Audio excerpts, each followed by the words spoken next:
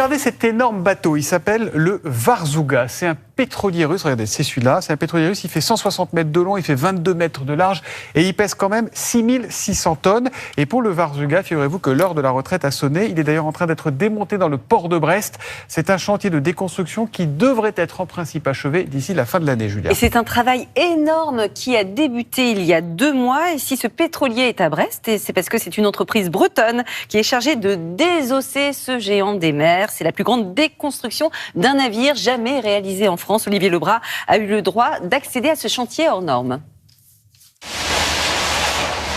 Nous sommes sur le chantier de déconstruction du Varzuga, qui est un pétrolier arctique russe, 165 mètres de long, 22 mètres de large. Ça représente une masse de près de 6600 tonnes d'acier, ce qui en fait aujourd'hui le navire de commerce le plus grand déconstruit en France.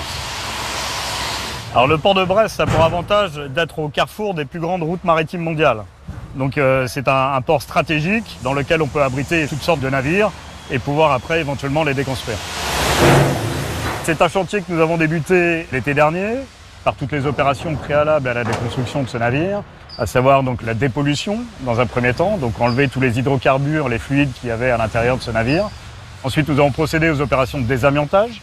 Et puis, nous avons continué par les opérations de curage, c'est-à-dire l'enlèvement du mobilier, machines, etc., pour rentrer au final le navire dans sa configuration actuelle, c'est-à-dire que les parties métalliques. Les caractéristiques du navire, qui est un ancien pétrolier, donc à double coque, et qui naviguait dans les eaux arctiques, fait que sa masse d'acier est importante et son épaisseur aussi. Donc nous sommes obligés de travailler, entre guillemets, manuellement par des chalunistes.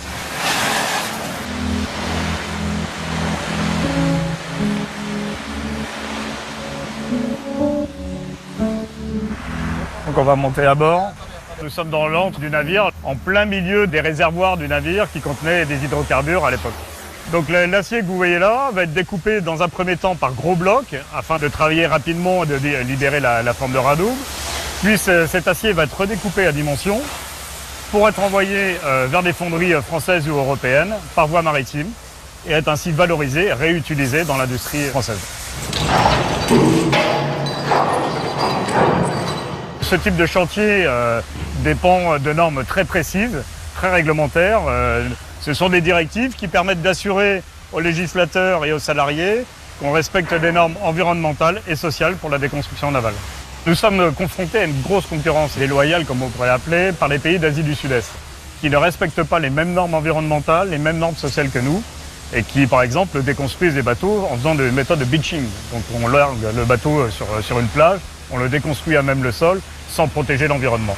L'enjeu, l'intérêt, c'est de démontrer aux armateurs que cette filière de déconstruction, de recyclage de navires, elle existe en France, elle est viable, il y a un savoir-faire et qu'il faut nous faire confiance et nous amener le bateau. Axel de Tarlet.